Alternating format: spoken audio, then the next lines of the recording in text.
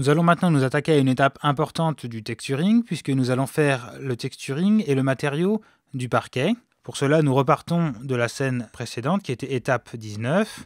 Nous sortons de la vue locale avec slash, et nous nous retrouvons ici avec la scène complète. La première chose que nous allons faire, c'est tout simplement de séparer le sol du reste des murs pour pouvoir la texturer plus facilement. Nous passons donc en mode local, nous nous retrouvons juste avec l'objet pièce. Je vais momentanément maximiser ma vue 3D avec Shift espace, comme ceci, pour pouvoir travailler plus confortablement. Je passe ensuite en mode édition, mode de sélection par point, mode vue fil de fer, et je vais sélectionner tous les points qui sont au sol, ici, comme ça, avec la sélection boîte, par exemple, comme ceci.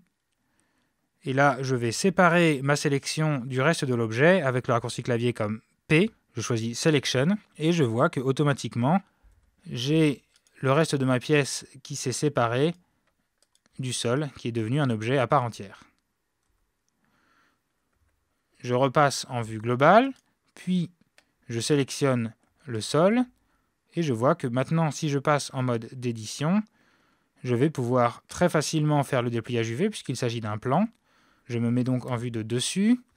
Je repasse en mode interface partitionnée avec le raccourci clavier Shift espace, comme ceci. Et je vais tout simplement sélectionner tous mes points et faire un U Unwrap ou U Project from View depuis le dessus pour avoir ce résultat. Comme ça, j'ai une projection UV. Je vais fermer cette image, car ce n'est pas cette texture pour le parquet que je vais utiliser, mais je vais utiliser les textures que j'ai téléchargées sur le site de Arrowways. Donc je ferme ici dans l'éditeur UV et je vais faire Open pour aller chercher l'image à l'endroit où j'ai téléchargé mon image. Archi Atelier pour moi, texture, et je choisis la 109 et je vais ouvrir ici la texture de type diffuse. Je clique sur Open Image et je vois que c'est une texture qui est très en longueur.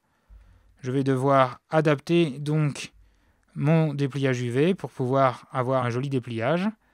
Pour cela, nous devons faire la même méthode que ce que nous avons fait avec l'escalier, à savoir créer pour l'instant un matériau vide, juste pour pouvoir voir dans la vue 3D le résultat de notre dépliage UV. Nous faisons ça donc rapidement. New, on le nomme parquet, ce sera fait.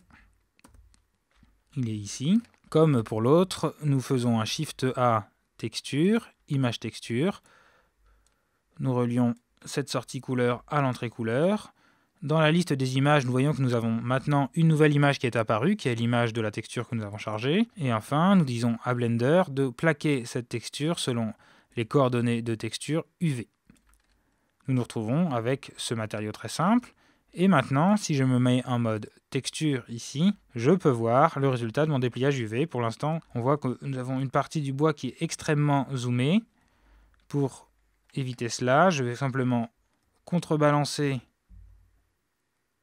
mon dépliage UV comme ceci, faire une grosse mise à l'échelle comme ceci, et toujours zoomer. Ce qui est important, c'est de voir le résultat dans la vue 3D. C'est ici que le résultat est important. Je peux donc zoomer un peu plus, car pour l'instant mes planches sont assez grosses.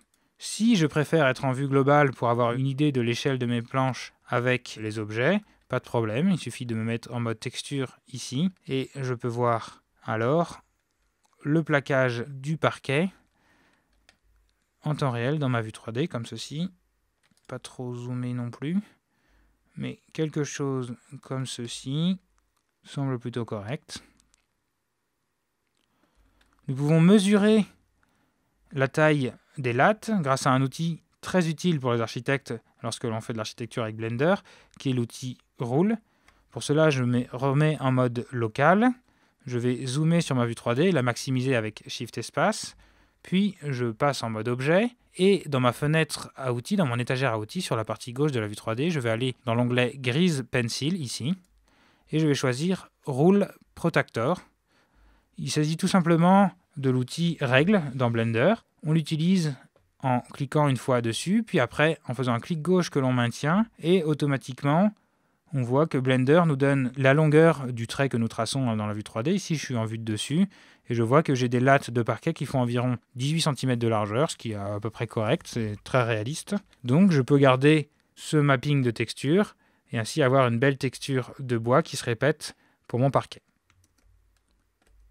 Tant que nous y sommes, nous voyons ici, lorsque l'on zoome, que nous avons des coutures. C'est logique, il y a toujours des lattes sur le parquet, mais nous pouvons définir l'emplacement de la couture juste en déplaçant nos coordonnées UV, comme nous le souhaitons.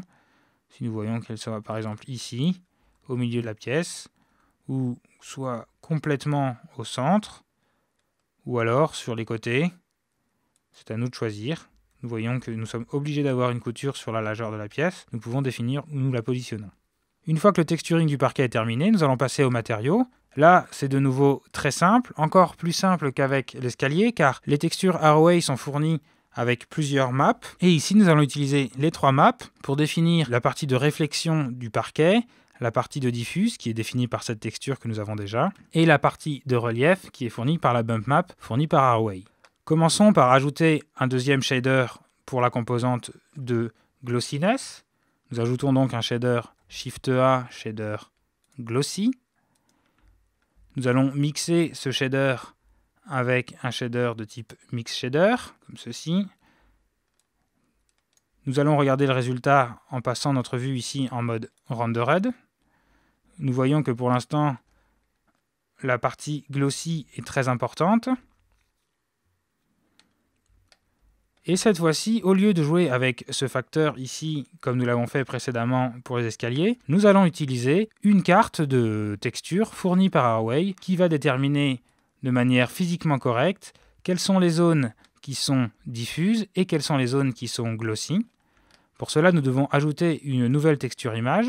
Nous faisons donc Shift-A, texture, image texture. Cette texture utilisera aussi les coordonnées UV de notre objet. Je clique ensuite sur Open. Je vais chercher, toujours dans le même dossier où il y a la texture téléchargée, cette fois-ci, je vais choisir le R, la troisième texture ici, Wood Black American 3R, R comme Reflection.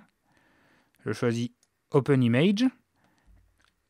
Je dis à Blender que cette image n'est pas une image de couleur, mais une non-color data, c'est-à-dire que c'est une image en niveau de gris qui va simplement m'indiquer la quantité de réflexion sur le parquet, savoir à quel endroit, à quel pixel le parquet est diffuse, à quel pixel le parquet est glossy, mais cette texture ne va pas être impactée par le linear workflow qui impacte uniquement les textures de type diffuse, comme ici. Il faut donc bien veiller à cocher non-color data pour les textures en noir et blanc.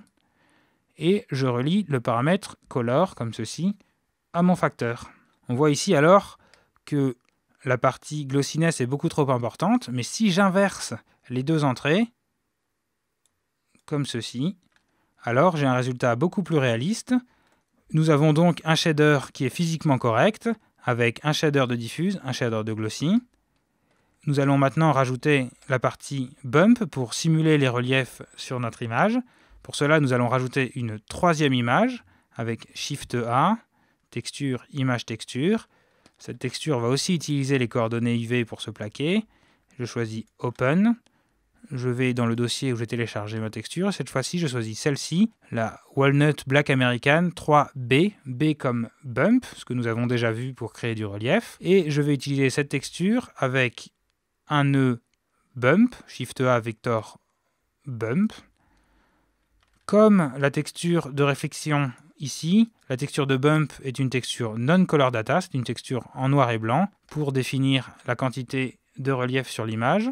J'utilise la sortie couleur comme hauteur pour le bump et ici je relie le bump à ma sortie normale. On voit alors tout de suite que nous avons un joli relief qui est créé, nous avons les nervures du bois qui apparaissent. Ici, la puissance du bump est un petit peu trop élevée.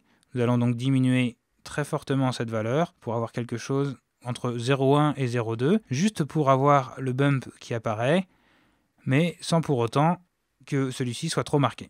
Nous sauvegardons notre matériau sous l'étape 20. Et si maintenant, nous allons essayer de voir le résultat dans notre scène, Je me mets à l'extérieur de la pièce.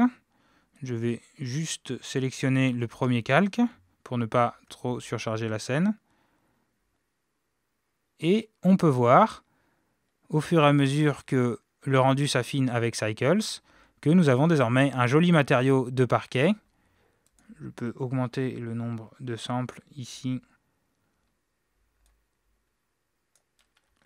pour affiner le rendu. Et nous voyons que nous avons un joli parquet très sombre. Quand nous étions en mode local, il était très blanc car il réfléchissait énormément la lumière autour de nous. Ici, nous sommes dans un environnement un peu plus confiné. Il y a moins de lumière qui entre dans la pièce. Et du coup, nous voyons qu'en fait, notre parquet est très sombre. Il a de très belles réflexions. Et ainsi, nous venons de créer le parquet de notre pièce.